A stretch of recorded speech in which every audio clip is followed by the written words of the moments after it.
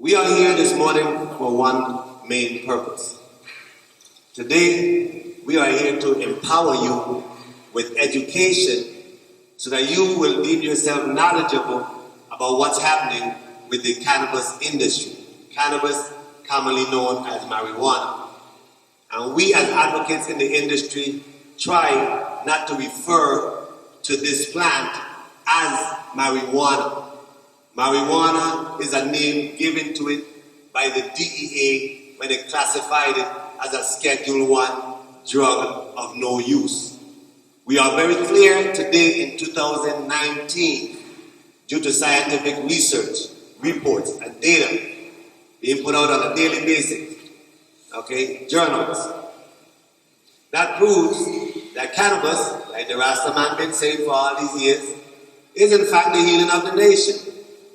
And there's a lot of reasons you're going to hear, not from me today, I'm not going to serve as the expert, but we have many experts here today who are going to help to convince you that we are headed along the right track as it relates to cannabis as a medicine. Albeit, I support cannabis for adult use as well. First panel, Ms. Barbara Loran, she's going to moderate the first panel and she's going to introduce to you who these guests are who are going to share with us this afternoon. Give Ms. Loran a round of applause. By the way, she represents Virgin Islands USVI Normal. Good morning again. I want to say welcome, not just to all of you who have made it here this morning, bright and early, to be a part of this first cannabis conference, medicinal cannabis conference, but I definitely want to say welcome and thank you to the panel of women that we have strong before us this morning, representing the medical side of this. I don't think I can do the best introduction of these ladies. I think they would do a good job of doing that for themselves. So I'm going to start from the far end and ask that you please introduce yourself to the community, let them know what's your profession, the role that you play in this industry, and then we'll take it from there as we go forward. Good morning, everybody. Can you hear me? Is this coming across? Yeah. Oh, hello. Yes. That's working? Okay, great. I'm Dr. Janice Knox. I'm Dr. Janice Knox. I am from the Portland, Oregon area, and I started my career off as a board-certified anesthesiologist. I did anesthesia for 35 years before retiring and getting introduced into the cannabis space. And how I did it was kind of inadvertently. I went to one of the clinics where we okayed patients to have products. And what I found were patients coming in that looked just like you guys, had been through the traditional system, and who were failing that system, or that system was failing them. And they were coming looking for help, which galvanized me into learning what was it about this plant that they thought could help them. And it changed my allopathic career forever. It's changed my whole approach to medicine as a physician, and also as a person who had family that probably could have used this medicine at some point in their lives. And in doing that, I started what we call the American Cannabinoid Clinics. We also have an education program called Identity Academy, because we feel the need for healthcare providers to get involved. This is real medicine working on real physiology. And that is my beginning into this space. I'm very committed and dedicated to it, the education not only of healthcare providers, but of the community as well. Because once they understand the power of their system in their body, they understand why cannabis is a first choice medicine. Hi. I'm Dr. Rachel Knox, Dr. Janice's daughter, sitting next to my sister, who will introduce herself next. When my mom got into the space, I was in residency in family medicine in North Carolina. And when I was learning from her was interesting and inspiring. And when I asked my attendings in my residency program about cannabis, they dismissed it. There's no history, there's no evidence, there's no research. And I knew that wasn't right. I was trying to have an intellectual conversation with my attendings, my superiors, and they dismissed it. So when I left family medicine, I came home to Portland, Oregon, and jumped right in.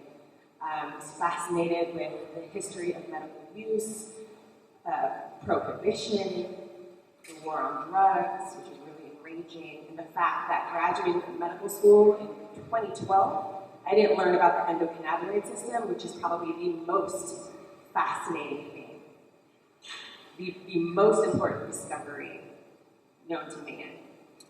And in my anger that information was withheld from me, and in my anger about the war on drugs, I decided to be an advocate in many ways. So I'm the medical chair of the Minority Cannabis Business Association, and our goal is to address health equity and what that means in a social equity framework. I'm also the chair of the Oregon Cannabis Commission because I truly believe if it's not written in statute, it's really difficult to facilitate even the most sensible policies, whether we're talking about sensible cannabis regulation or making sure that reparations are paid through the legal cannabis system. And that's that.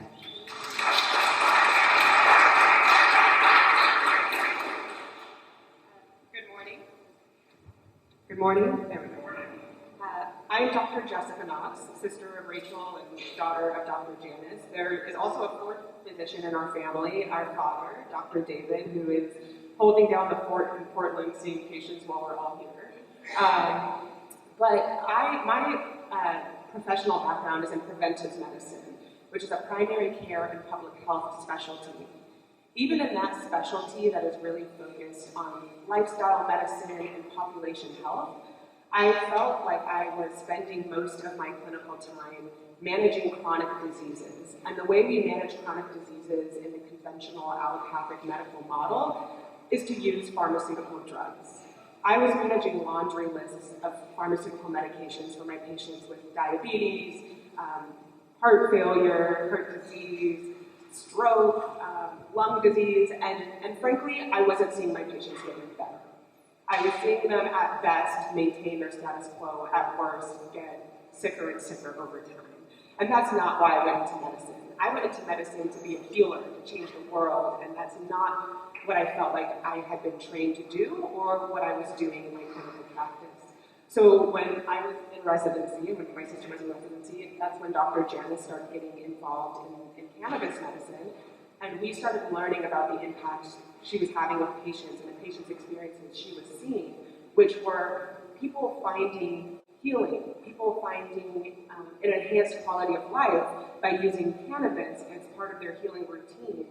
And that sort of experience from patients is what I thought I was going to find when I went into medicine. And so I really gravitated towards this world because I found an opportunity for true healing through cannabis medicine. Come to find out, this is even deeper. It's not just about cannabis. You're going to hear us probably talk a lot on this panel today about the endocannabinoid system, which Dr. Rachel just mentioned. This is a truly powerful, intricate, complex system in our bodies that is maintaining balance and health, overall health for us. And we'll get toward the details later, but really, the endocannabinoid system is why the three of us are here. We want to talk to this community and talk to other healthcare professionals and policymakers and industry folks, product makers. We want to talk to everybody about why this physiology in our bodies is so important and why the decisions we make about our policies or about the plans we're growing or how we use them is so important to the health of us as individuals and to the health of our communities, our societies, and our world at large. So hopefully we'll get into all of that.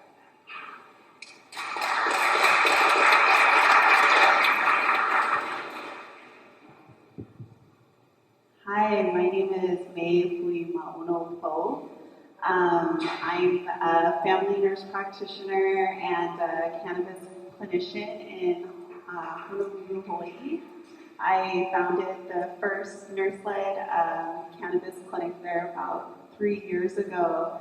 And like the Knox family, when you're a cannabis clinician, you also have to really be an advocate and be in the policy sphere as well. I got into this space in 1995 when I went on the hemp walk with Jack Ferrer.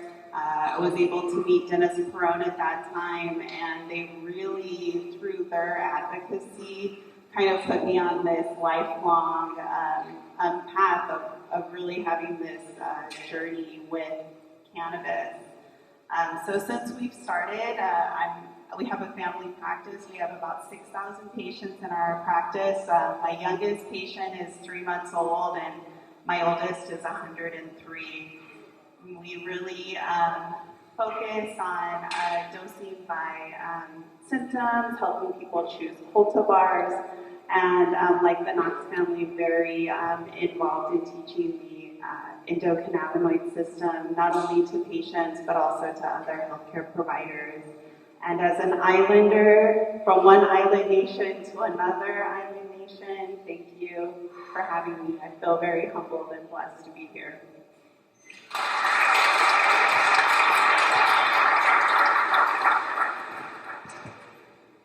Hi, my name is Pamela Dyer West, and I am a authorized medical patient in Washington State, and have been since 2010 when I replaced one of my options for I have a chronic medical condition since childhood that is a neuromuscular in nature.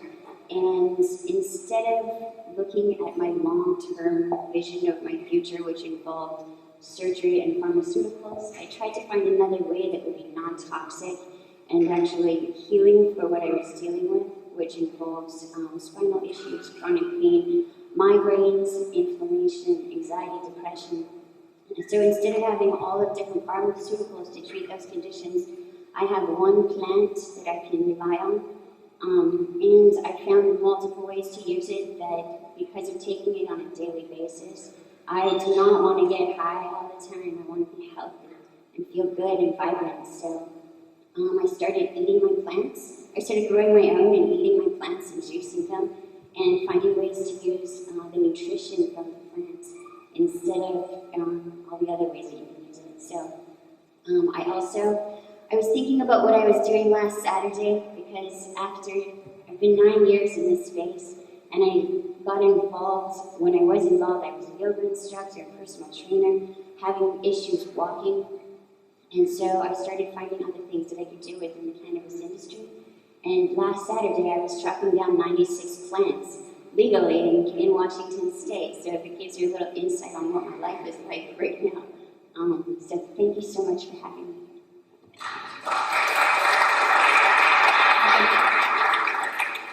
I think we can do better than that. Let's give them one.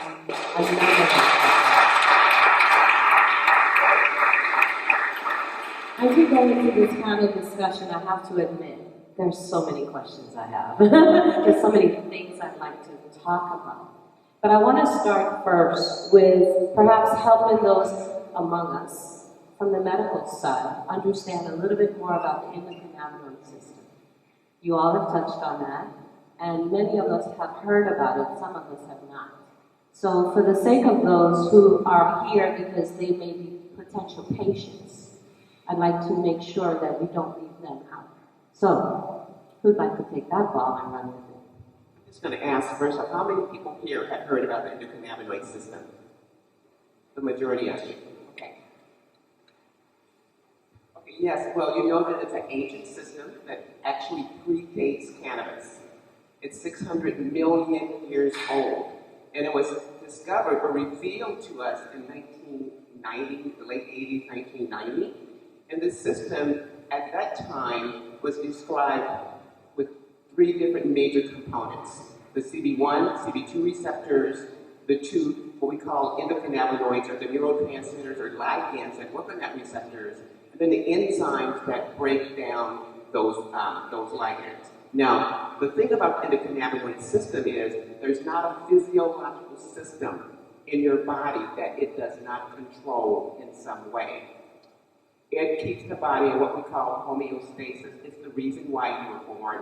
It was the reason why your mother was able to conceive. It's the reason why you're still alive and you're healthy. It's constantly adapting to stresses inside the body and outside the body to try to keep us in harmony, to keep all those systems working together, whether it's your neurological system or your reproductive system or your GI tract. None of them are in isolation.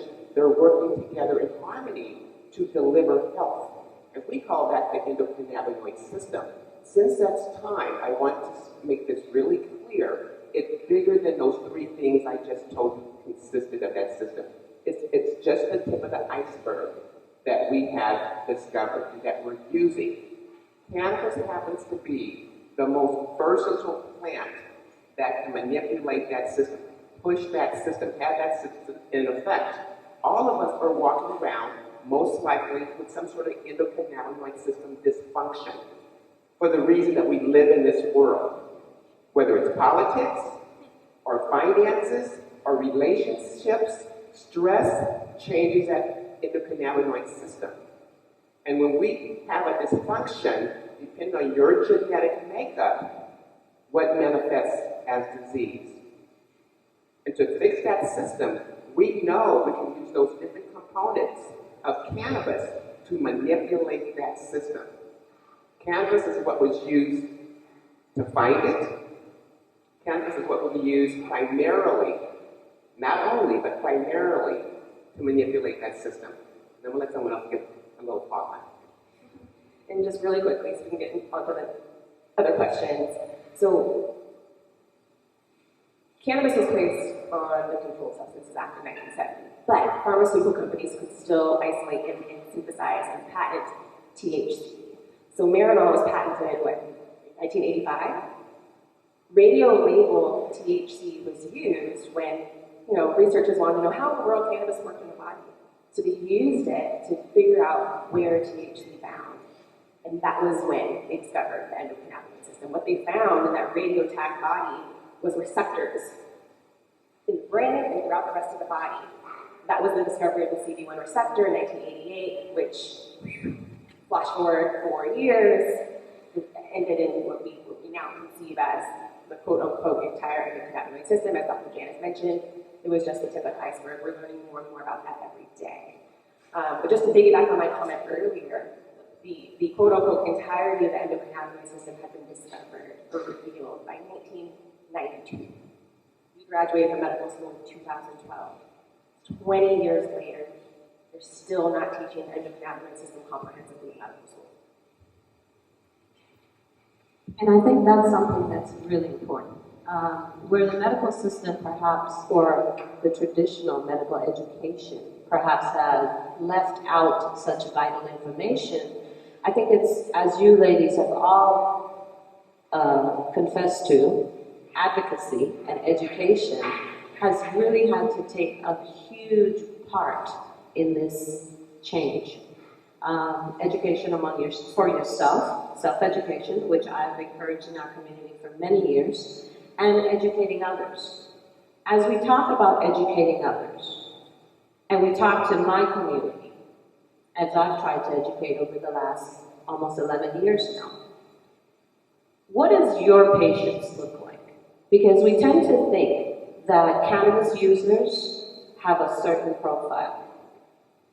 And I want to educate our community, those that aren't familiar, because this is not just about who's in this room. This will be broadcast. This will be shared among others that are not in this room. So I'd like to talk about who you see as patients, and we have one sitting right next to us, but who do you see? What does your patient look like?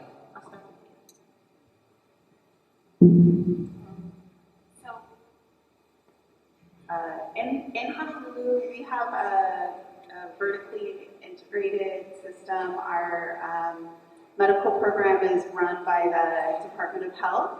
So we actually keep statistics on all of our patients. So our average patient age is 52, who may have used cannabis in their 20s, during college. But now that, they're in their 50s and 60s, they're having joint pain, back pain, they're having health issues, and they want to try an alternative. So pain is our number one qualifying condition in the state of Hawaii, followed by muscle spasms, and then PTSD. We have a very large veteran community in Honolulu. So that's pretty much my average patient population. And I want to say, when I first got into this space, I had my preconceived idea of what these patients are going to look like. How many of you know about Cal Berkeley? You know about Cal Berkeley?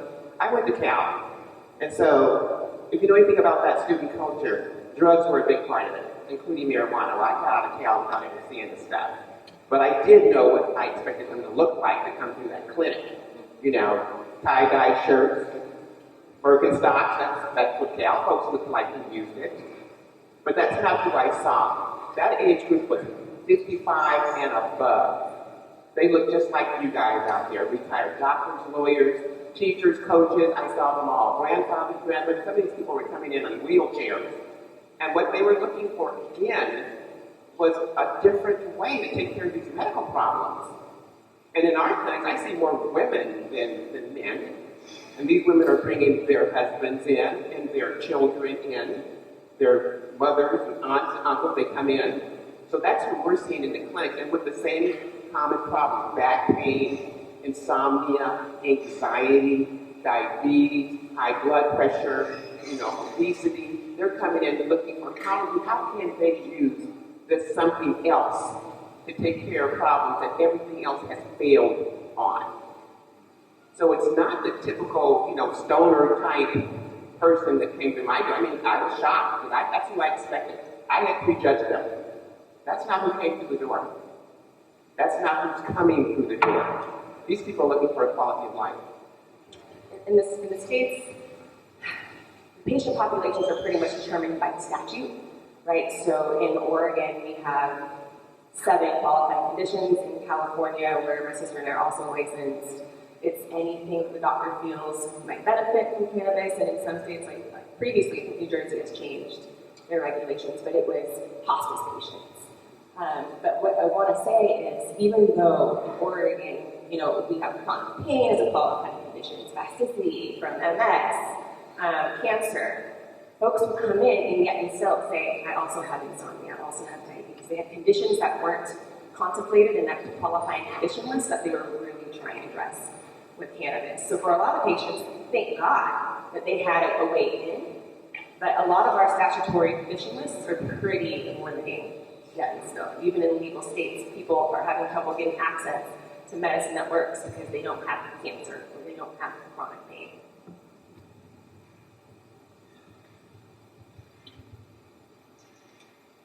I think that's really important to address, and thank you for identifying that.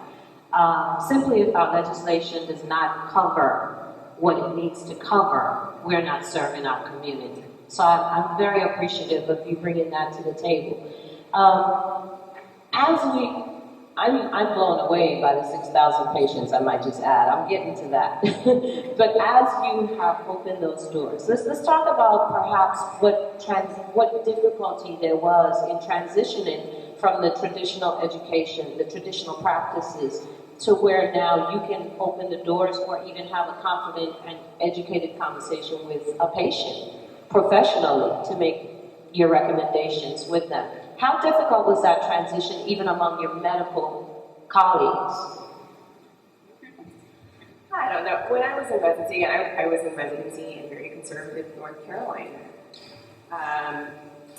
but I went to a residency program that also taught some integrative medicine, so I was in that program getting exposed to traditional ancient Chinese medicine and Ayurveda, so there was some tolerance there. But even in medical school, and my sister can attest to this, I had this itch that something was wrong here in this conventional world. We're learning how to treat or really manage chronic diseases with pharmaceutical drugs, we're helping people heal. And so I had many come to Jesus moments, and I mean, it was a miracle I even made it to residency because I wanted to just cut and run because the conventional medical system just was not in alignment with my values at all whatsoever. And so I had to find my own way anyways, and my third year in family medicine residency, I was the only resident who said, I'm not applying to a job in this system.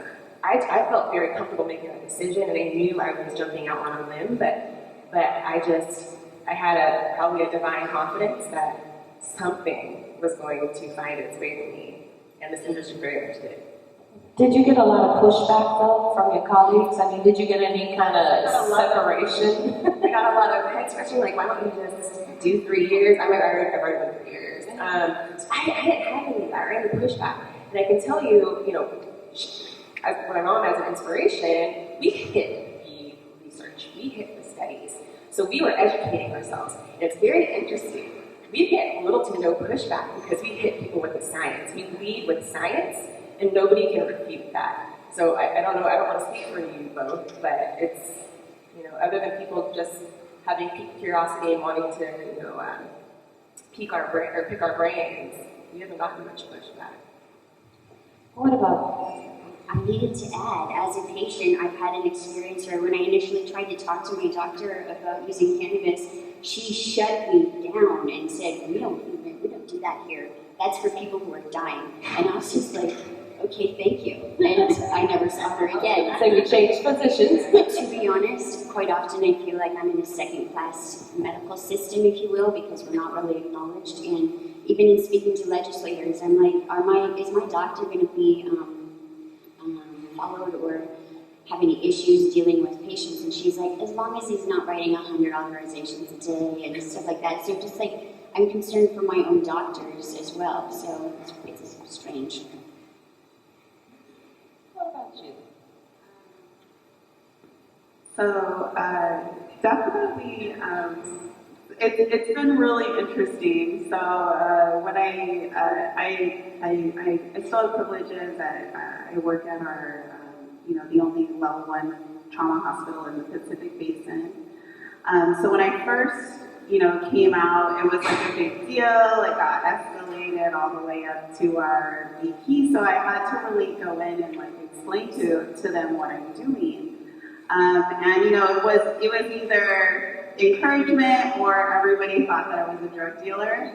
But since then, it's really the tide has changed, and now we only have one of our medical systems that completely won't allow physicians or nurse practitioners or PAs to talk about cannabis with their patients. But otherwise, our 2 biggest health systems in Hawaii allow the providers to speak about it. I've been able to present at our hospital and several other medical systems and large clinics as well, and really just being part of changing that stigma with providers. And your average age, you say, is 52? 52. I'd like to add some historical context to this conversation, just because I think it's fascinating, and I hope you do too. So, prior to the 1920s, 1930s, cannabis was part of the American Pharmacopoeia, meaning it was part of the official book of medicine that healthcare professionals would reach for. So, about 50% of medications prescribed in the early 1900s involved cannabis. Some of our biggest, most well-known pharmaceutical giants, Eli Lilly, Pfizer, they were producing and putting out to the public cannabis-based elixirs and tinctures. These were also, cannabis medications were things you could get over the counter at your pharmacy. So this plant and products manufactured from this plant were part of our healing practices and culture for a long time, and the use of cannabis as medicine, right, dates back millennia. In the 1930s, the Marijuana Tax Act really started to change that, and the American Medical Association actually went to bat for cannabis and said, no, cannabis should not be prohibited from use, it should not be overly taxed, our doctors should be able to use and prescribe cannabis as they see fit. They really went to bat to fight for cannabis remaining part of our medical toolbox. Fast forward to now, that approach has really flipped 180, right? We are part of we receive emails from Medscape. I don't know if you can see Medscape email. So Medscape is a website and like an email list that's always putting out medical-related articles and things like that. And they've lately been putting out a lot of cannabis-related articles, usually with very negative sort of frame. And the comments that are put on those articles from clinicians is largely very negative. So it's just interesting to think about, I think, the transition of history where this was a medicine that we used so regularly to now it's a medicine that we don't learn about as a medicine, right? In medical school, we learned about cannabis only as a drug of abuse. And in residency, we were trained to chart cannabis use as abuse of cannabis, right? That's the only way that we can officially chart using cannabis.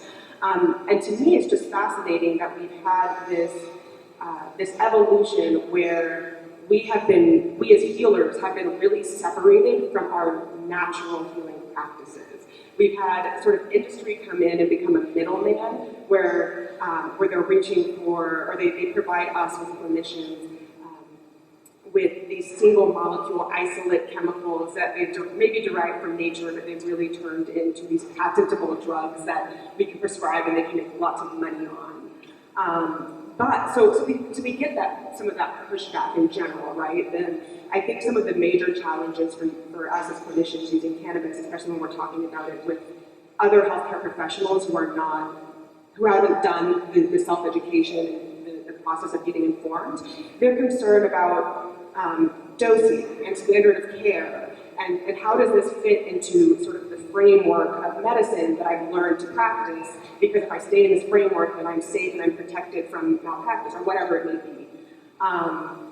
And so I think that's where the pushback comes from. And I think, we as healers, again, have been so disconnected from some of our ancient practices and our natural healing tools that we no longer instinctively know how to reach for those and use those and work with our patients. I think the cool thing about cannabis medicine is that we work very closely with our patients, and May, hopefully you'll talk about this, but dosing is a very personal process with a clinician who's informed and knows what they're doing. So the very first cannabis medication you reach for might not be the one, and maybe you can speak to this too, might not be the one that works for you, but if you can continue working with your healthcare professional, if you or yourself are informed, you're eventually going to be able to do this titration, this sort of adding, taking away, trying a different chemovar, trying a different administration method, and ultimately through trial and error, you're going to find a medicine that's extremely personalized, that works extremely well for you. And I think that should be empowering, not scary. Like I think the conventional medical world, that's scary, that's a problem, that's a challenge. But really, we should embrace that as a gift. It should be done. So ICD-10 now, our coding system now, ICD-10, allows for us to code for marijuana, I still use that term, marijuana use unspecified. So we don't have to designate it as abuse or misuse. And then the only other thing I want to add is that what has just been described is the reason why healthcare providers need to get involved at the legislative level. That's why I'm sitting on the commission in Oregon, because clinicians need to have agency as well. We all want to work with patients. We want to be well ourselves. And in order to have a seat at the table, we have to be present when decisions are being made on behalf of our fellow healthcare professionals who are censored, quite frankly. As I'm licensed in Washington, I know, but censored. When OHSU, Oregon Health and Sciences University, is sitting in a state that has been legal since 1998, and yet still the doctors will not have conversations about cannabis with their patients. It's almost irresponsible now. It's going against our oath to do no harm, and it's censorship. I did not learn how to take cannabis or use it from my doctor. I was not given a suggested dose. I was told just some basic guidelines from the doctor that authorized my use, and I had to learn from other patients. And at the time when I got my authorization, there was something that was cannabis farmers markets in Washington State, and they would bring together about 40 or 50 vendors on a Saturday, and you could go around and meet your farmer and get your herb from him or her, or medicines, edibles, topicals, tinctures, all these other ways that you can use cannabis, and that is where I learned how to use cannabis. And that's exactly where I want to take this to next. As one who has grown, who has done it from seed to sale, as one who has done it guerrilla style as well as legally in California and in Jamaica, I'm aware of the many different strains of cannabis. And I'm also educated to some level on where some of these strains benefit certain illnesses, specific strains for specific needs. I think Pam touched on it, where the relationship that she built wasn't necessarily in terms of what medicine worked best for her, wasn't necessarily with the physician. It was with the patients and the farmers. And that, I think, is a valuable part of this conversation as we speak, because it doesn't just pop out of the air. And if we're talking about true healing and addressing true illnesses, we have to, as the medical side, also become familiar with the variances that are there. What was your rough part in getting that education? Well, let me start off by saying something on behalf of clinicians. You have to understand, our education is written by big pharma, is written by big insurance, big foods. And so they dictate what we learn. If the goal is not for us to push natural medicine, that's not in our education. What I will say is, I think it is coming from the patient. This is going to be patient-driven. Patients have to ask their physicians or healthcare providers, I don't care if they're a doctor or a nurse or PA, let them know what you're using. Let them know how it's working for you and why it's working for you. We have seen patients who've been kicked out of practices or kicked out of pain clinics because they have chosen to use cannabis. I tell those patients, then you don't have the right doctor. And if you have a doctor that tells you they don't know, then you take that article in to them, tell them to read the article, and then tell you what the article said. So you're getting them to at least read about this cannabis and what it means for patients. But this is going to be patient-driven. And when we talk to patients, research has gotten us to the point where we do not talk about cultivars anymore. We talk about the chemovar. What is the chemical makeup of your product? What is the chemical makeup of your plant that you're growing? Because you can grow two purple daddies side by side, and it will have a different chemical makeup. So we need to know what the chemical makeup is. So if people come in and they tell me, I'm doing a sativa, I'm going to say, what's in your sativa? Because sativa and indica no longer really have a meaning. So we need to know which cannabinoids are there, which terpenes are there, and anything else that they can identify that plant. And then because we do know about the endocannabinoid system, we can better direct a patient on what product to use. You need this cannabinoid, you need these terpenes. So when you go from the East Coast to the West Coast and you need to buy your product, you know which cannabinoid is best for your system. That's how specific we can get when we talk to patients about what they're using and what they should use. We can tell them, your GI tract is primarily this receptor, so this cannabinoid is going to work best for this condition. So instead of just throwing a plant at them, we can say, we can get you more specific. We can tell you that we need you to take this product. Now, we don't necessarily talk in terms of isolates, because we know of the combination of several things work better than the isolate every single time.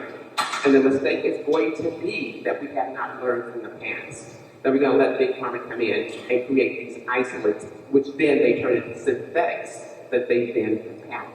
So that's the danger there. But we can get pretty specific on what to use for what particular diseases if we understand what we're growing, if we understand that common language talking about the cannabinoids or the terpenes, and how we put these things together to make a better medicine that fit a particular medical problem.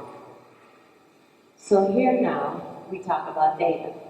So as we approach this industry locally, we have to keep in mind that we are the data provider, and when I say we, I'm talking about the patients, the community.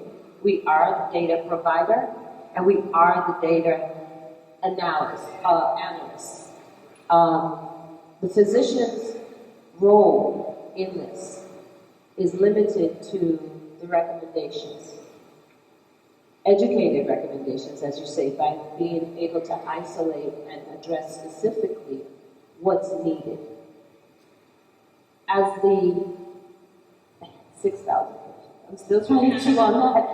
As the professional that cares for 6,000 patients, that's a lot of 6,000 knowing your patients personally. How well do you know your farmers? because I'm aware of persons from our islands traveling to Hawaii years back to grow cannabis and grow it in big volumes, not in the closet, in your house. So how well does the physicians interact? How much, and I know you didn't speak about that, but how much is the physicians actually interacting with the farmers and knowing their farmers as well? Well, all of our cultivators have to come in for certification, so I think that there's some crossover, and then also with the dispensary. But you know, I imagine Hawaii is very similar to St. Croix in that, you know, at least 1 to 2 degrees of separation from everybody. And you know, the dispensaries are new in Hawaii. They've only been open for 2 years. We've had a very strong cultivation community, and dispensaries haven't really changed that much. Like we still have a ton of people that grow their own medicine. We encourage it. We actually sponsor classes about every 6 months with different cultivators that come in and provide classes for our patients and for the community, because I think that's one of the most empowering things about cannabis is the ability to be able to grow it. And in Honolulu, Hawaii, we have a natural 12-hour life cycle. So we're really, well, We have an advantage. we have an advantage. Let me just add a little bit, because I think this is such an incredible space, and we're in the ground floor of everything still, with the opportunity to do it right. And when she asked about the physicians and the growers, for us, everybody on that supply chain matters. From the person who put the seed into the ground to that bud tender pushing it across the counter. Everybody matters. And we're at the point when the main thing I think cannabis has done for us is let us think about this.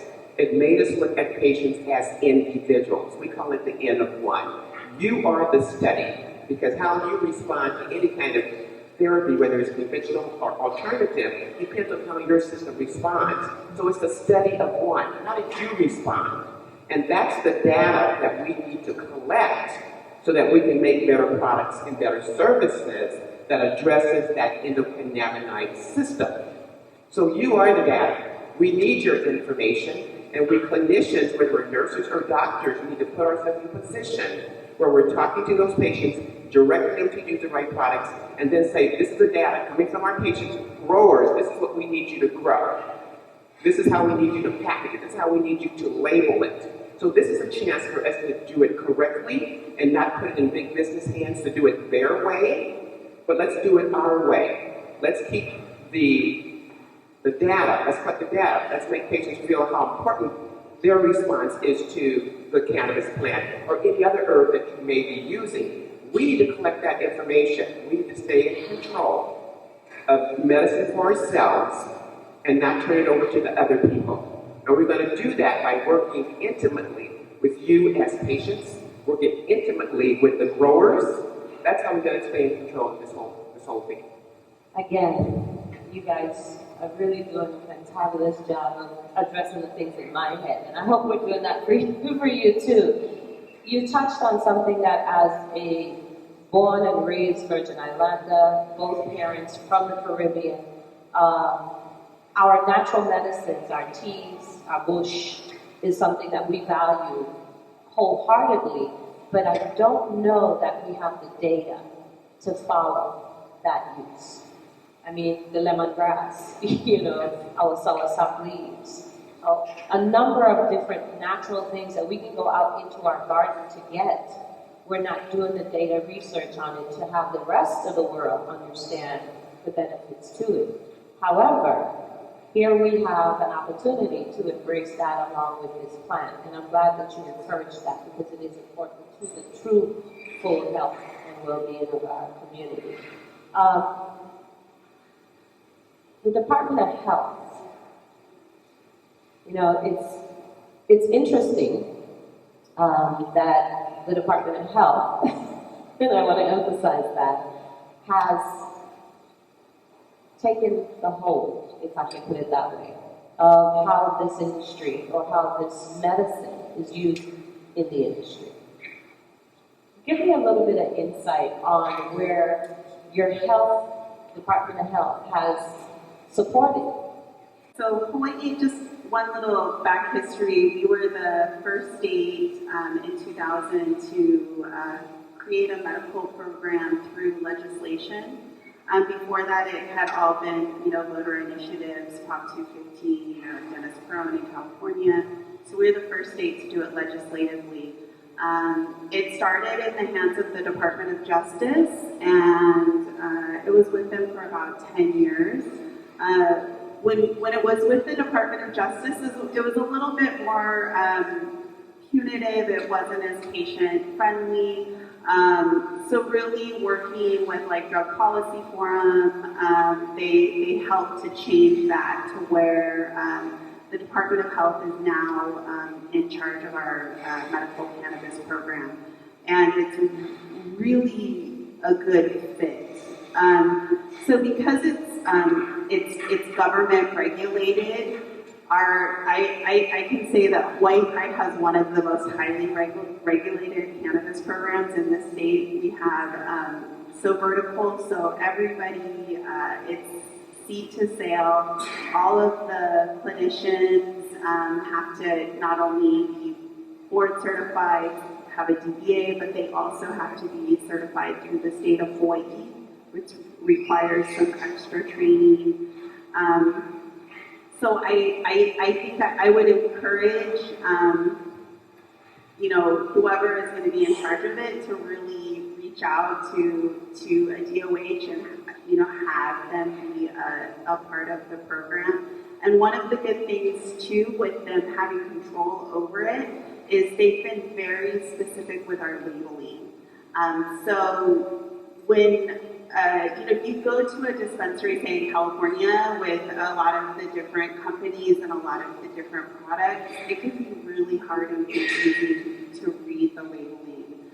So everything in Hawaii, if it's oral administration, it's milligrams per milliliter. So it's very standard within, like Tylenol, right? So you, as a patient, can really start at 1 milligram of THC and 1 milligram of CBD because it's right there on the label. So I think that that's been a really important thing, and also being able to really collect the data, collect and publish the data. So it's a good choice. I hope that can happen here. We're going to go into some questions and answers a little bit later for each panel. But before we go any further, I'd like to welcome to the stage someone.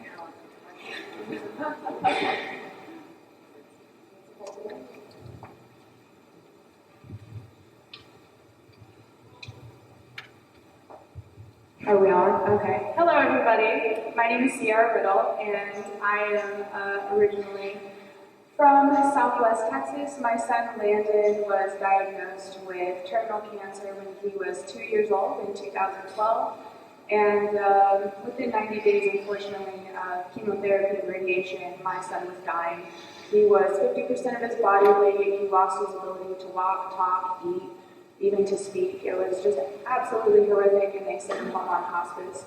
Me and my mother did not take him home on hospice. We drove him straight to Colorado, and my son became the youngest American citizen given a medical marijuana card, and it saved his life. He's going to celebrate 7 years.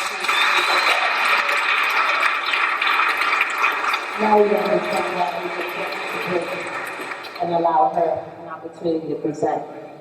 If I can ask, since you joined the party so late, may I ask your son's name again? His name is Landon. Landon. You knew where to go. Who told you where to go? Well, back in, so sorry for guys. I'm sorry, y'all, I'm like strangling your legs. Back in 2012, early 2013, nobody was really giving children cannabis. So unfortunately, no doctors were willing to advise me or tell me how much to give him, where to get it, any of those things. And so we kind of had to do it ourselves. We had to find people that were growing in Colorado that were growing the high CBD strains and medicinal THC strains. And we had to work with them based off of the adult dosing to figure out what my son needed, and at such a small age to figure out how much he could tolerate in a per dose, how much he needed to get through the chemotherapy treatments and things like that. And you know, a lot of people don't realize that a lot of the pharmaceutical drugs are not FDA approved for children that small. And at 2 years old, my son was on Oxycontin, morphine, fentanyl, and he was also prescribed Marinol, which I love that she said it is a synthetic THC that is created by a big pharmaceutical company. It's been around for many years, but it's only given to late-stage cancer patients and AIDS patients. And they gave it to my son at 2 years old. And it really opened my eyes to the fact that they're already ahead of the game. The U.S. government does own the patent on cannabis as a neuroprotectant. They've owned it for more than probably 10, 15 years at this point. And, we're getting louder.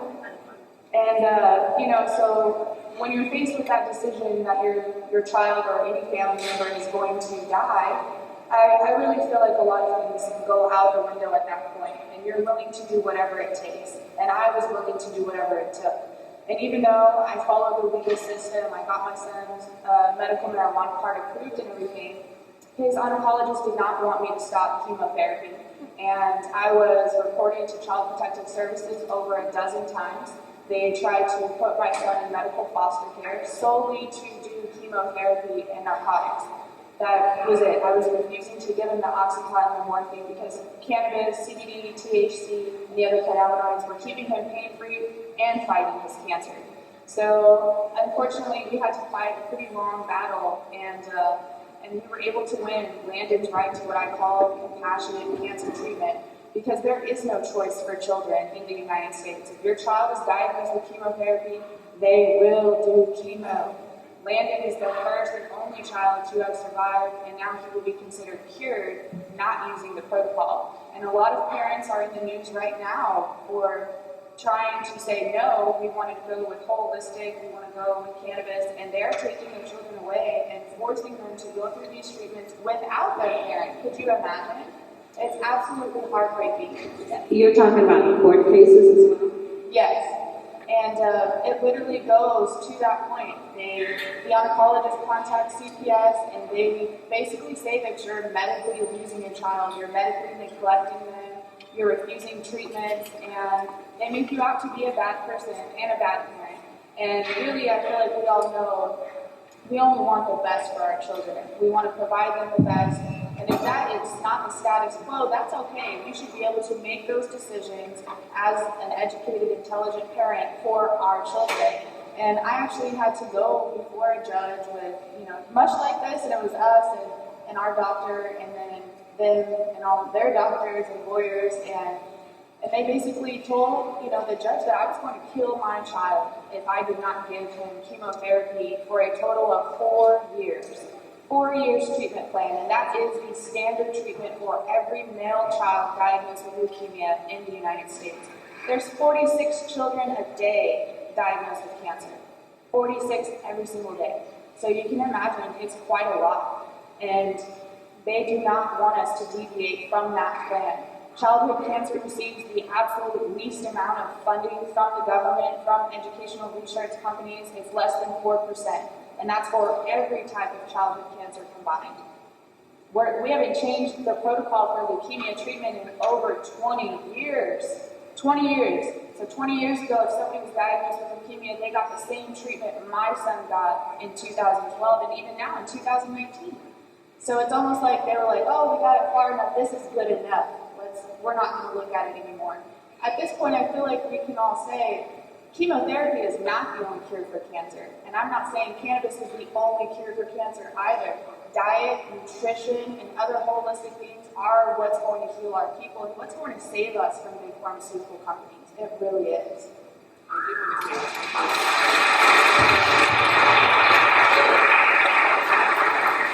I'm going to end, and I give a talk to Oregon Health Science University to their pediatric neuro-oncologists about cannabis and the cannabinoid system. And the first question I asked them, how many of you have heard about the endocannabinoid system?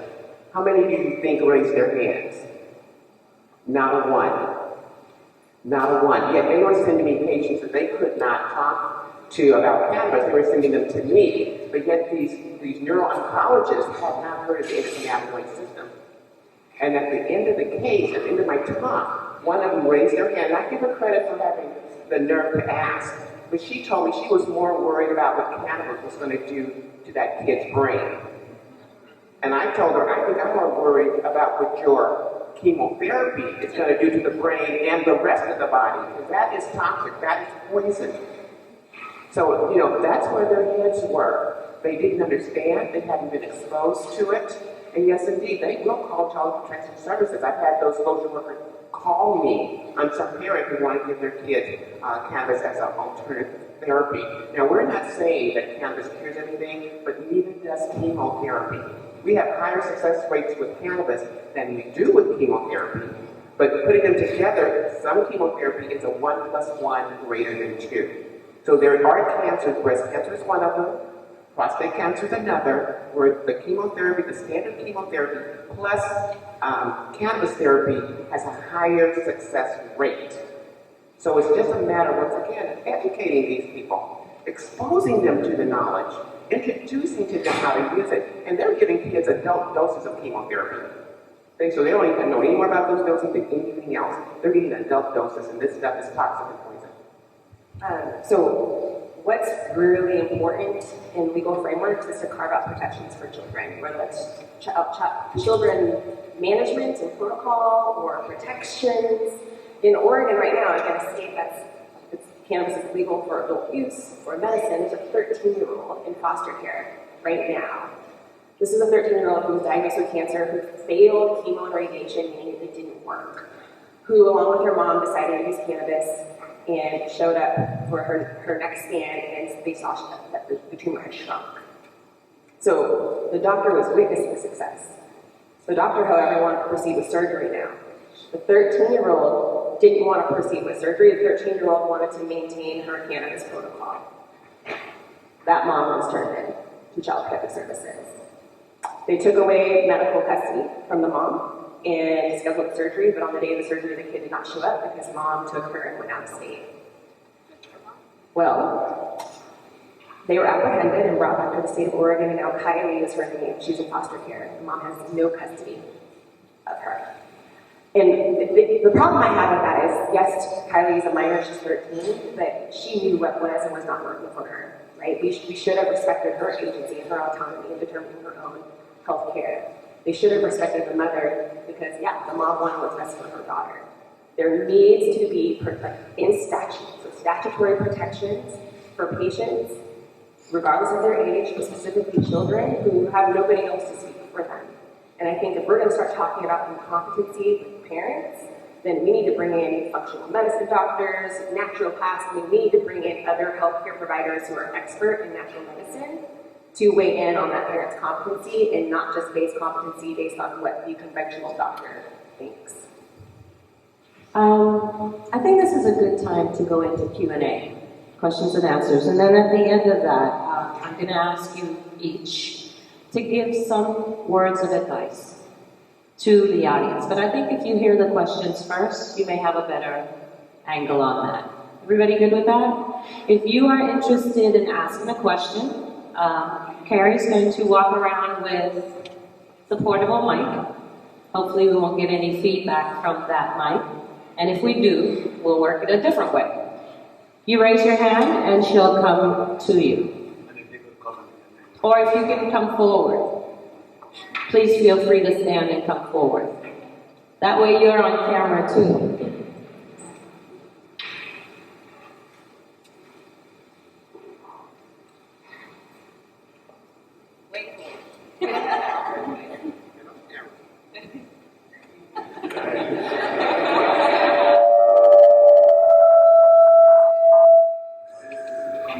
Go back to the back.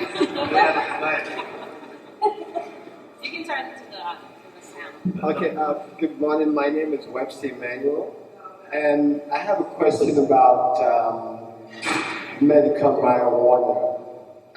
I was doing some of my own research, and as far as the TCH content of marijuana, because I took a class of drugs when I was in college. I took a 2-month class of drugs. And so, what is the significance of the TCH content and the difference between the high THC and the low THC? What's the advantage of using the low THC instead of the high THC in the use of medical marijuana?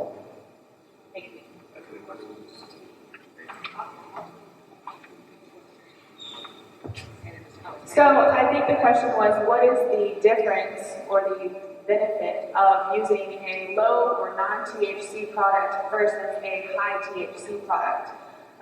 Really, the difference is what it does for you. So for example, my son Landon took a very high dose of THC, and then he took a lower dose of CBD every day. So he took a 2-to-1 ratio, and the CBD helped immensely with things like neuropathy, circulation, anti-inflammatory, where he would have spinal taps or bone marrow aspirations, and it actually almost completely reversed Landon's neuropathy. He was at 99% degeneration of reflexes and nerves, and he had drop foot, and it was very painful for him to walk, to do anything, and as I'm sure you lovely ladies know, the only treatment for that is gabapentin or Neurontin. And they say that it's uncurable. You will have leg pain for the rest of your life if you get neuropathy.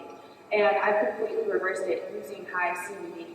Now the high THC is absolutely amazing for instant pain relief, for helping your body to heal, rest, and recover, but it also helps to fight the cancer. Now, I love to tell people each cannabinoid has its own medicinal benefit, and there's 108 of them. 108. So that's CBD, THC, CBN, CBG, CBD. There's a whole lot of them, and we don't really know anything about them. So we're just barely getting into CBD now and getting into CBG and CBN, but really we have a long way to go. And what is going to help us get there is just like she said, we need everybody to kind of be your own data reporter and let your doctors know, let your nurses know, your caregivers, what's working for you. Is it the higher THC or is it the higher CBD? Because I've been treating people since 2014. I started my CBD company, and I also treat with THC in our legal state. And I've had people that swear by CBD for pain relief. And then I have people that swear by THC for pain relief, and CBD doesn't do anything for me. And the other person's like, I use CBD all day, every day, it works so great. We are all different. Every single one of us is made differently, and we have a different frequency. We're all operating on a different level. So in order for us to treat ourselves, you have to figure out what's going to work best for your frequency. I also want to add, I think one of the most common long-standing myths around cannabis is that THC is bad and CBD is good. And I want to make sure that we take this opportunity to thoroughly dispel that myth. There are not good or bad phytocannabinoids. They all have their purpose. And when we use them intentionally in an informed way, they can all be beneficial. So the most common differential that we point to with THC versus CBD or any of the other phytocannabinoids is the euphoria or high or intoxication it can cause. I also want to make sure to be very clear that I'm not referring to psychoactivity. THC is psychoactive, but so is CBD, so are any of the phytocannabinoids that are working on our perception, our behavior, our mood. That is psychoactive. THC, though, can cause a euphoria or a sense of intoxication.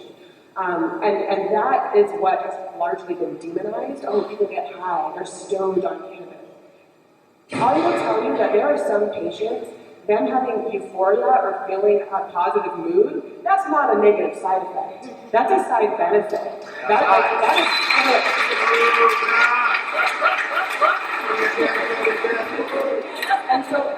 And that speaks to being informed and knowing what sort of outcomes you're looking for. And based on the outcomes you're looking for, reaching for the appropriate medication and the appropriate dosing method, administration method. It's about knowing what you're doing. And I just want to add, when we talk about THC, high versus low, you know, we all understand the entourage effect, how all the cannabinoids and the terpenes and flavonoids, everything that that plant makes, that mini factory makes, works Over together 400 different chemicals, by the way. for the benefit of it all. When we talk in terms of isolates, THC is an isolate. There is a difference how high THC versus low THC or high CBD versus low CBD are going to work. So if you're going to understand an isolate or use an isolate, understand that bell-shaped curve that you're going to have to deal with if you're looking for symptom relief. Go past the point where your body's going to respond to a zone where you get no relief or increased symptoms. So it's a matter of teaching patients how to use that THC. Some may need high THC, but teach them how to use it and gradually increase it until they get the point of relief. We call it the minimal effective dose. That's the dose where you get the most benefit with the least amount of medicine without the complications or without the side effects. And that's particularly true with CBD. CBD is everywhere. We have to teach patients how to use it so they can get to a point where CBD is not going to work for them if they're taking too much, if they've gone beyond that minimal effective dose. They're all psychoactive, Dr. Jessica said. They're all powerful anti-inflammatory, powerful antioxidants. They all have their medicinal benefits.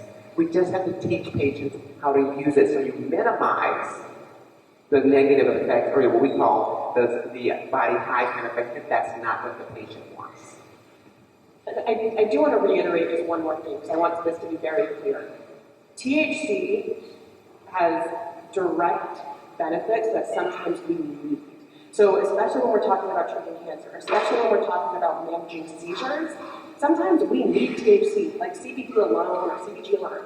Any of these other phytocannabinoids alone are not going to cut it. But they're oftentimes with seizures, we'll see with kids where you have them on a nice CBD regimen, they're doing well, and then all of a sudden they start losing seizure control. You add THC, and all of a sudden they're doing well again. So I want to make it very clear, THC has therapeutic benefits of its own that sometimes are absolutely required. And even more importantly, when we're thinking about the entourage effect, if it is a patient that doesn't want to be intoxicated or high, we can manage with CBD the intoxicating effect of THC. So we can dose in particular ratios to sort of undercut the intoxicating effects of THC if we need its therapeutic benefit, but don't want some of the psychoactive effects it's going to give.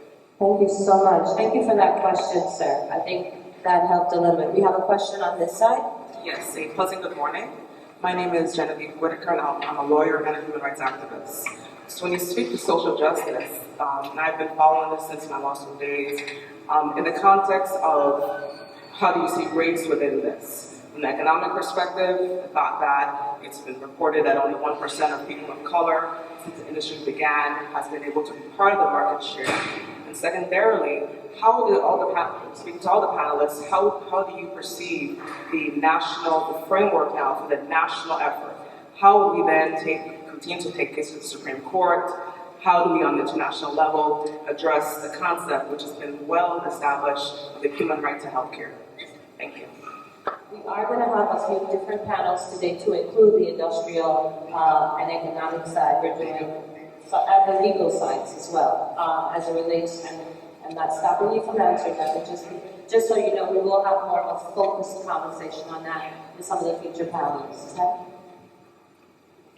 When you're asking that question, I thought, think globally and act locally. So one of the amazing things about cannabis is there's a cannabis community, and that is the most important part that I've seen that is creating change. So find your people in your community that also use herb as medicine, and together you will heal yourselves, and then you can start educating those around you and your legislators, and bring together these high-level professionals, lawyers, doctors, and other people who can bring a level of science, education, and professionalism with them that is needed to take this to the next level and globally. I'll say again, statute matters, right? If you can, build a legal system that contemplates community restoration, social equity, restorative justice, right out the gate. I tell you, in the states, a lot of the states that have legalized and failed to contemplate that are now struggling to come to terms with really failing communities of color, so the communities that were disproportionately affected by the war on drugs. The House Judiciary Committee met last week. I don't know if any of you witnessed that, but they are discussing descheduling cannabis for the purpose of restorative justice. But the issue is going to be, is that going to be a federal responsibility, or are they going to leave it up to the states to do it themselves? Where many states have legalized and haven't given it a thought, right? You know, in Oregon, I'm starting to put the word out. Oregon did not contemplate social justice at all whatsoever. The city of Portland has taken it upon themselves to raise taxes on cannabis products by 3%, and voters voted it into being with the intent to serve communities of color and minorities, including small businesses owned by women. Unfortunately, most of that money went to law enforcement because it wasn't directed statutorily, right? You leave things up for interpretation, people are going to do with it what they will. So we have to legislate. That is the best way to protect our interests, because let me tell you, in the States, white companies, foreign white companies, are coming in and exploiting people of color in a lot of equity programs. They're buying licenses from them in really pre-contemplation stage, retaining ownership, and now these aren't minority-owned companies anymore. So where there's a will, there's a way. You have to protect your interests from the ground up. And I think honestly, the biggest way that we can get involved and actually create change is locally, and to get involved with your local city council, your local representatives, your local congressmen, because really, if we don't, I don't want to say convince, but educate, if we don't educate the people who are in charge of changing our laws, creating our laws, getting something on the ballot, nothing will ever change. And so a lot of states have, before the federal, have come through and said, okay, we're going to legalize, and we're also going to expunge anybody's record with a nonviolent marijuana offense. A lot of people do not realize we have people serving life sentences for marijuana possession. And a lot of them are nonviolent offenses, they're first-time offenders, and most of them are of color. And so supporting the businesses that are coming out that do have minority-owned, the best power any of us have is with our money. It really is, and with our support. So be local, be supportive, and don't buy big box cannabis. When they come and put up their big fancy stores, don't go there. Don't tell your friends to go there. Go to the local. Because they're coming, guys. They are coming. They're coming. And I think, this is my personal opinion, but we know what the war on drugs did to communities of color. And specifically criminalizing, or I call everymanizing cannabis to re-enslave people of color, particularly Black people in the United States. So I believe that every state, every municipality that gets to decide what they do with the funds from the cannabis tax revenue, right off the top, a significant portion needs to go back into community restoration. And I'm on this kick now talking about health equity as something that even transcends social equity. I think social equity is a function of health equity, us being healthy in mind, body, and spirit, yes, but also us being economically healthy, socially healthy.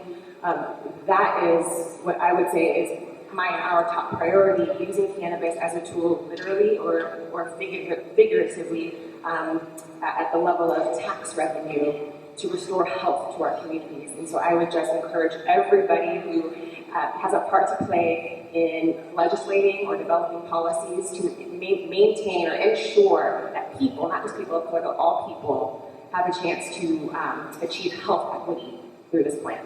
And I just want to add, there's a flip side of the coin that's really important to me, and that is our community of color and women to understand that they need to be educated to understand the power that they have to be in this space.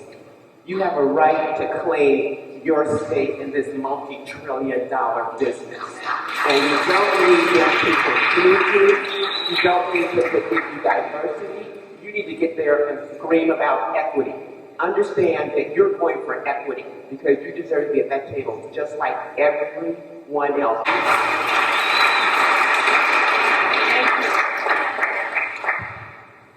Okay, my name's Dr. Stephen Cohen. I was a dentist on the island for many years. I have, for the practitioners specifically, we've got medical malpractice insurance that we're mandatory, have to have maintained to maintain our license. How does that come into play with this? And also, kind of related to that, is the insurance coverage of drugs being, certain drugs being paid for and at what levels and so on. How is that interplaying as well? That's a big question. We do have a company that we are affiliated with that wants to trying to form a policy for anybody that does cannabinoid medicine or therapies. But that's one of the big factors I think that hold a lot of clinicians back. The possibility of lawsuits and insurance companies not yet covering them for cannabis therapeutics. But I think it's in the works. It is really moving that direction. But that's one of the reasons I tell people you can't, doctors, dentists, anybody who has a healthcare practice of any sort, we're hampered by insurance companies, big pharma companies, food companies, and that really holds us back. But with that being said, I also think it's our duty to step outside of that and do what's right. You know, and us, we are licensed in various states. You know, for us, we know that the target is on our back because we do push this as a medicine. But in my career, I'm ready to give up that license if I have to. But that's still something that's in the works. This is just the state of where it is. It's also controlled by legislation. Certainly, there are pathways to having the care that one might receive from the healthcare provider covered, to have cannabis covered. You know, in Oregon, for example, we have Oregon Health Plan, which is a health plan for low-income people. Well, certainly that health plan could find ways to subsidize medicine. The Oregon Medical Marijuana Program could find ways to subsidize cannabis medicine. There are workarounds to the whole insurance conundrum. Absolutely. Again, you devise some of these programs in statute to get it done faster. But there's also nonprofits, for-profit organizations that can help subsidize cannabis for patients. Some states have compassionate giving programs where patients can get their cannabis for free. They have a medical card. So I think there's opportunities to get very creative to improve access to high-quality cannabis medicine for patients. We're going to see malpractice insurance come on board. We're working with a group right now out of Ohio to do just that. So I think we healthcare professionals can rest assured that that is coming down the pipeline. But a lot of that's going to rest in education, right? You're not going to cover somebody who doesn't know anything about the plan, because then what sort of liabilities are there, right? So we need to start having credentialing programs for healthcare providers so that we're all protected under a singular understanding of or standard of care, really. So we need to start establishing standards of care. It's only going to happen if we're educated. We know what we're talking about. When you have, in the same state, one clinician saying one thing about THC and another clinician saying the exact opposite, that's really hard to control. And so I think that's a huge liability for insurance companies to deal with. So the sooner we can standardize education, the quicker I think we're going to arrive at some meaningful policies for coverage. I think I think something that's also very important to point out is, as you mentioned before, there is that discussion or consideration now for removing THC from the Schedule 1 location that it's on. That's going to open doors for a number of things to happen, such as insurance and other things like that.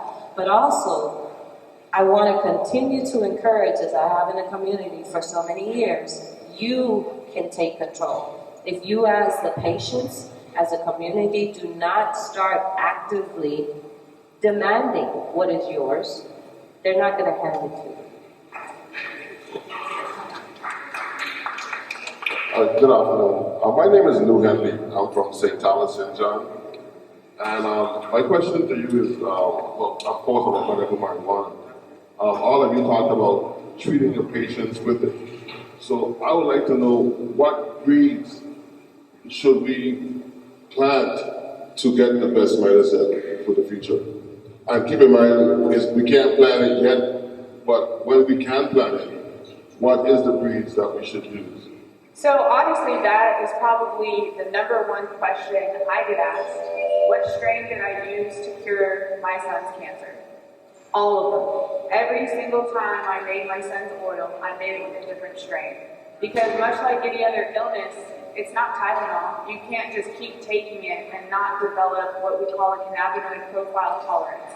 So you can find the absolute best cannabis and use it so long that your body builds a tolerance to it. So just like, any other pharmaceutical, you might start at 5 milligrams, but you might end up at 100 to get to that peak optimal dose for you. But like she was saying, we try to work with the minimally effective dose. We're not trying to give, you and you all have back pain, you're all getting 100 milligrams. It doesn't work that way, and it's much the same way with strains. So I think people need to stop associating this medicine with a brand name, because really that's what a lot of those strain names are, is companies have branded that strain so that they can profit off of it. So really, we just need to look at cannabinoid profiles. That's it. We needed to have certain cannabinoids in it, certain terpenes, certain lipids, and then go from that. It doesn't matter if it's called Sierra's Girl Scout cookies or Dr. Jane's Girl Scout cookies. It's literally just a name. And so a lot of strains have been always the same. It's been Blue Dream from 1999, and it's Blue Dream now.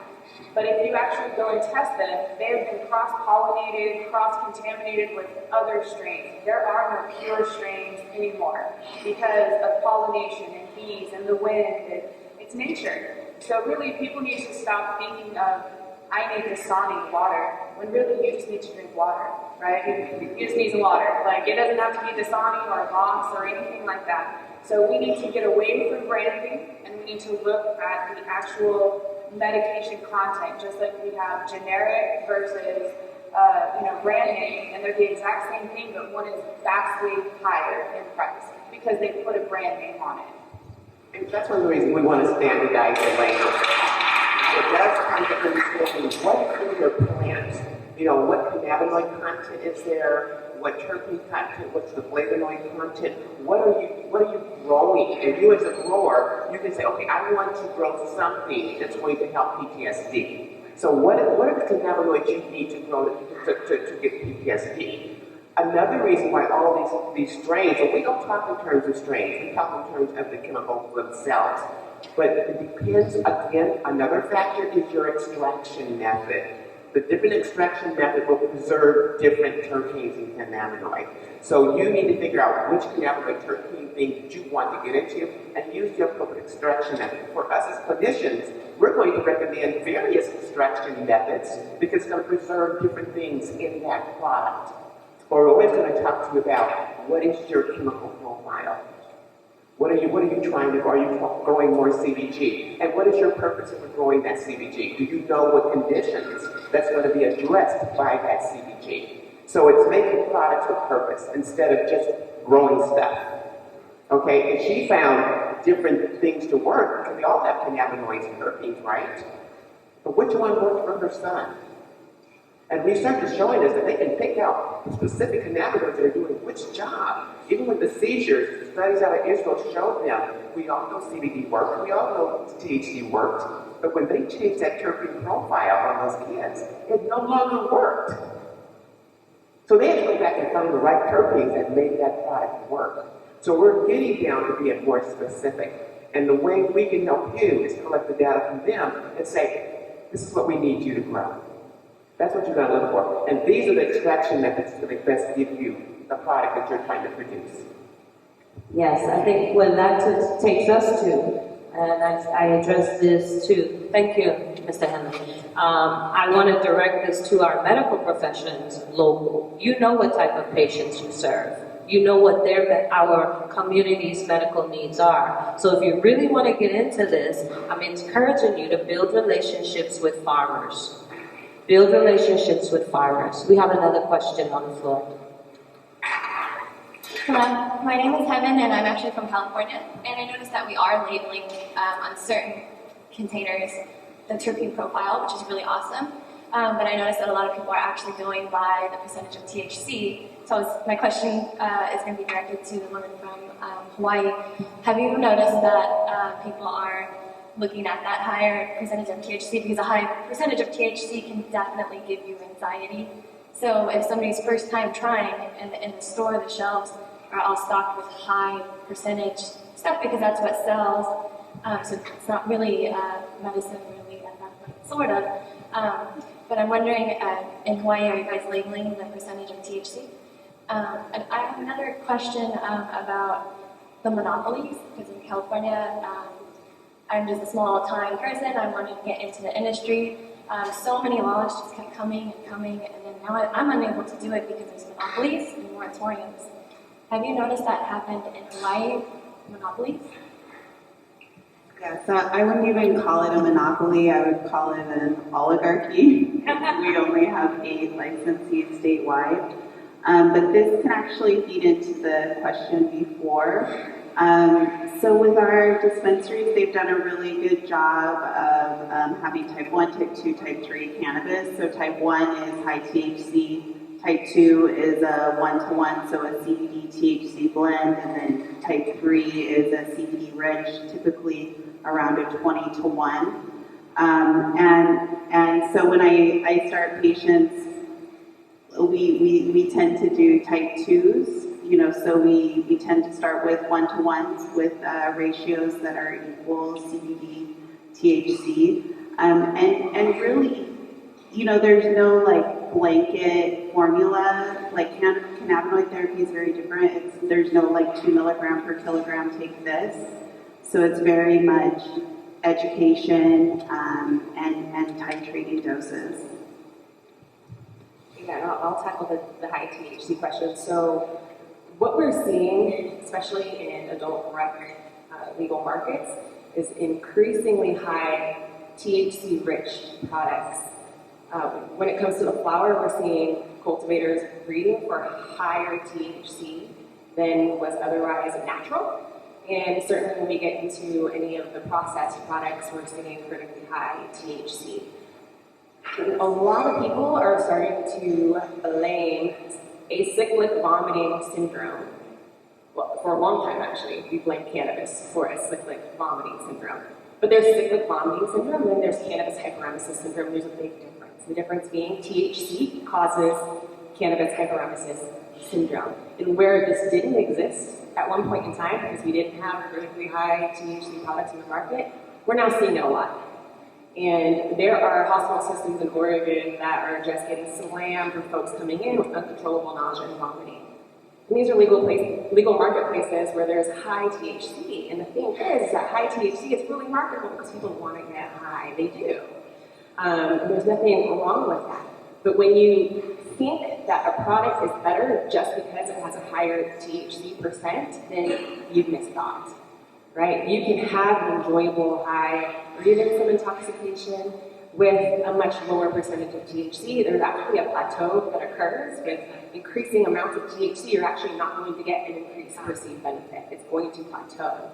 And so I do think this is an irresponsibility of the legal framework allowing for this sort of very capitalistic marketing to occur.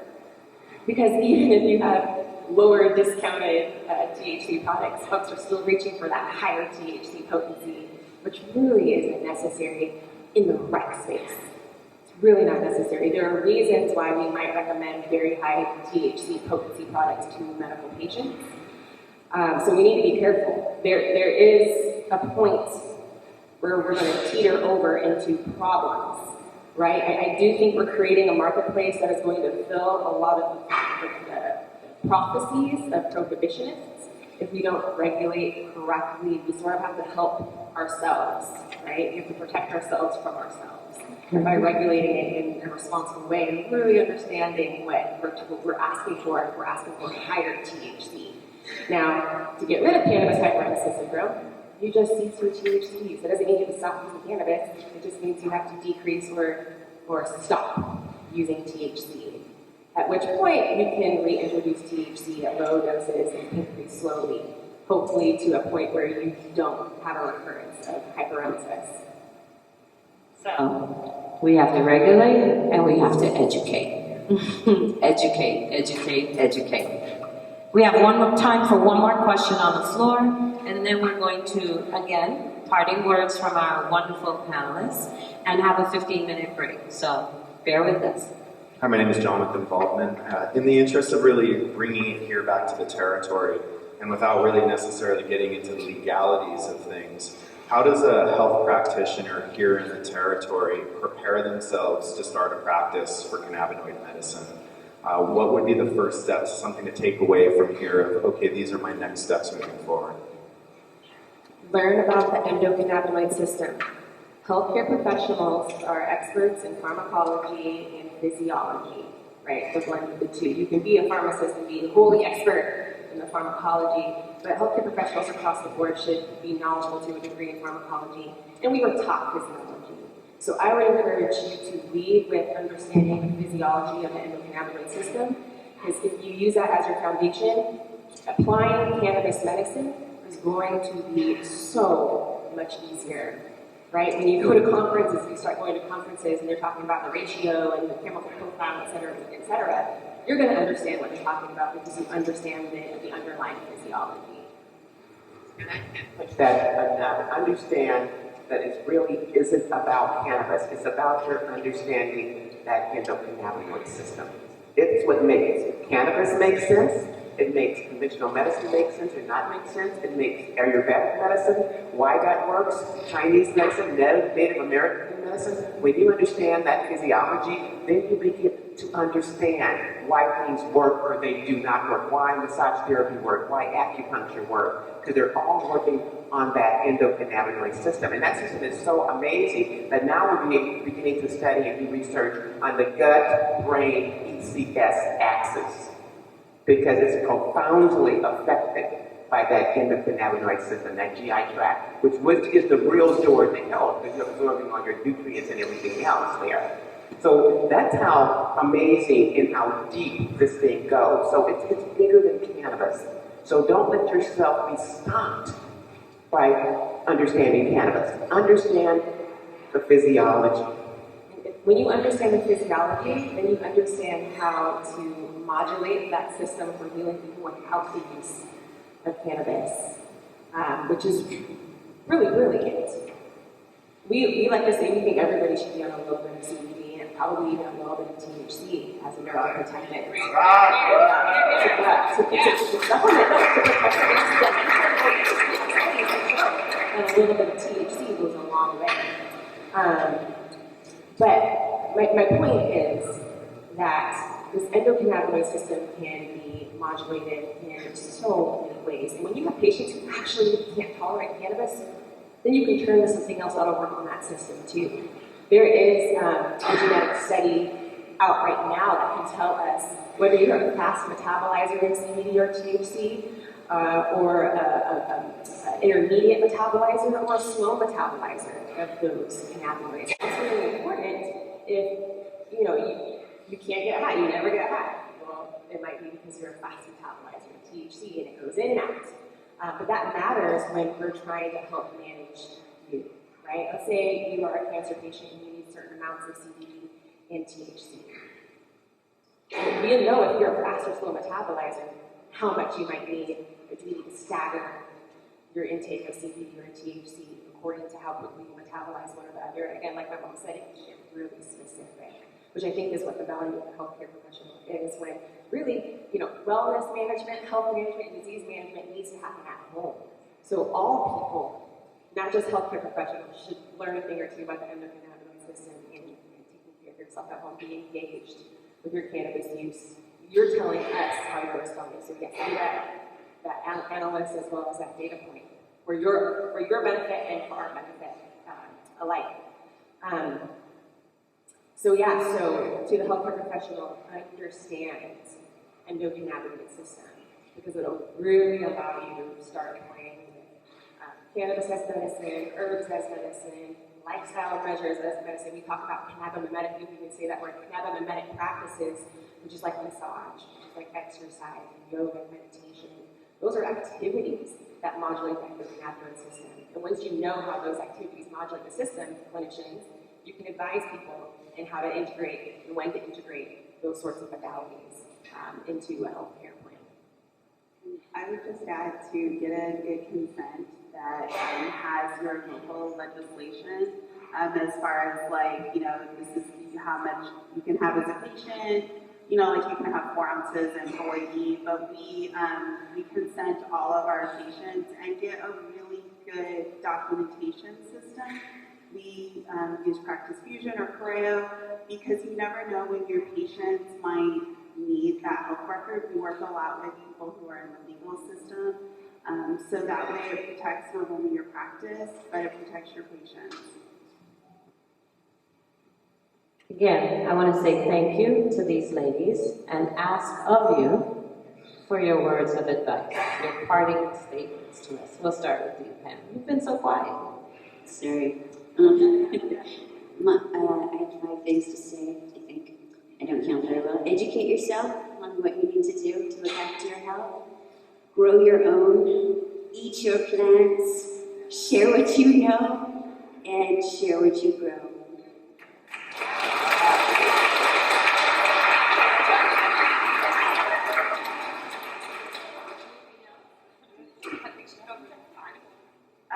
I would say also get involved with if you're interested in social justice. The Last Prisoner Project just was launched this week with Stephen D'Angelo, and they're going to be doing some really great restorative justice projects nationwide.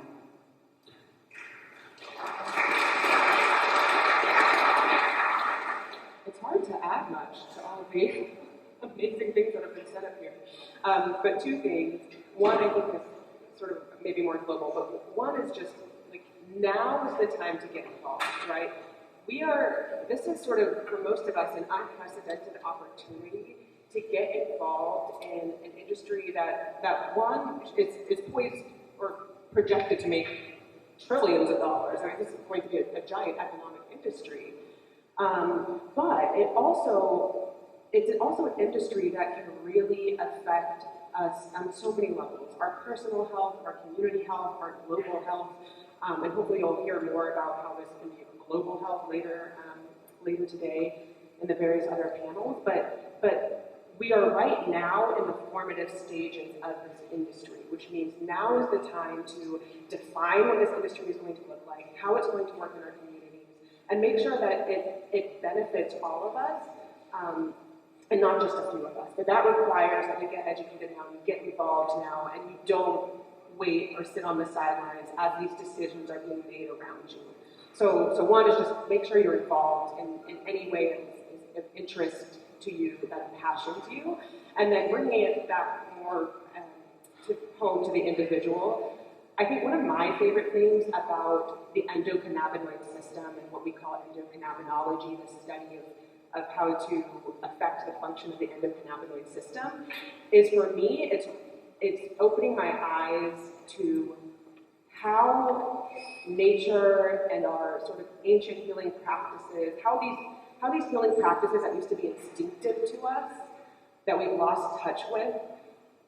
If we look at the science of the endocannabinoid system, all of a sudden we understand why those things worked and why they made sense. And so really it's a beckon, it's a call to us to return to some of our natural healing methods. And that starts with our nutrition. So as Pam said, eat plants, eat good food. There are simple things we can do at home to promote our personal health and the health of our families. We don't have to get super complicated and start doing physics and crazy chemistry. Like, it's simple. It starts at home with what we're eating, the kinds of relationships that we're building with those around us, and that's what the endocannabinoid system is talking.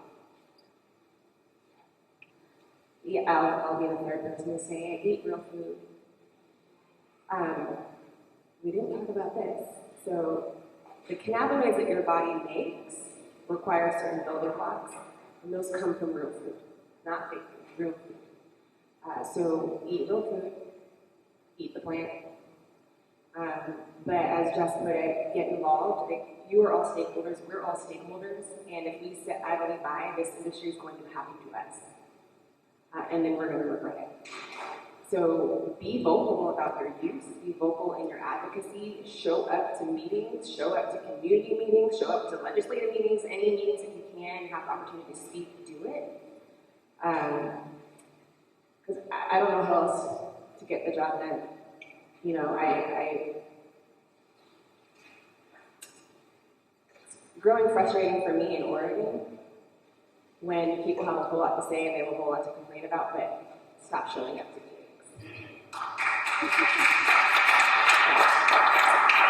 So if you believe in this plant, if you believe in the potential of this industry to serve people, then show up and ensure that it does.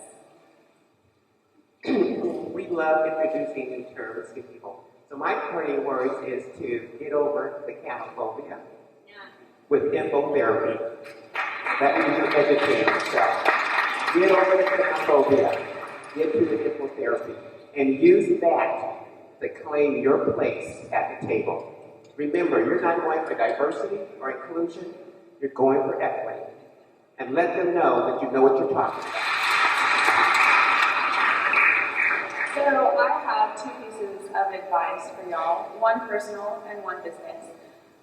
Personally, be your own advocate and be your family member's advocate, your child's advocate, your mother, your father, your grandfather, because as much as I am overjoyed that I'm sitting next to three amazing women who are going to help change this industry, if I would have waited for them to come around, my son would be dead. And when I started, no doctor was willing to tell me anything. So do not be afraid that we haven't got there yet, because doctors are bound by a lot of things such as insurance and, different laws that they are not allowed to both prescribe medical marijuana and be a treating physician. And so in a lot of states, such as Colorado, they've had to choose one or the other. Either I'm going to be a medical marijuana recommending doctor or I'm going to have a practice, because they can't be insured, they can't deal with all of the exact same things. So be your advocate, be your family member's advocate, maybe help them to find information. Google is your best friend. There's so much information on PubMed now, coming out of Israel for 20 plus years of research, and it's absolutely at your fingertips. We are in the age of technology, and every single one of us in this room has access to the exact same information. We should be able to educate ourselves and our family members to make better healthcare decisions. As far as business, don't be afraid. When I started my CBD company in 2014, I was a single mom with a sick child. My son is still to this day disabled from cranial radiation and chemotherapy. So it's not like I had a ton of money. I didn't have a family support system to help me. I had to leave my state and move to a new state so that I could do this treatment for my son. But I still did it because I had two things, drive and passion. I had the passion to help people and the drive to work. That's all you need. You don't need empathy, you don't need to be somebody, you don't need to know somebody. All you have to be is yourself and have the drive to learn and the passion to share it and help people. That's it. Do not be afraid to brand yourself, to make yourself your own business owner, and to move forward in the industry.